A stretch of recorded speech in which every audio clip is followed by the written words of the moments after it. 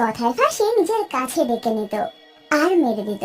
অনেকদিন ধরেই এই সমস্যা চলতে থাকে আর গ্রামের লোকেরা নতুন সমস্যা নিয়ে হয়রান হয়ে যায়। এক সন্ধ্যায় রাহুল নামের ছেলে নিজের বন্ধু মোহনের সাথে বসে কথা বলছিল।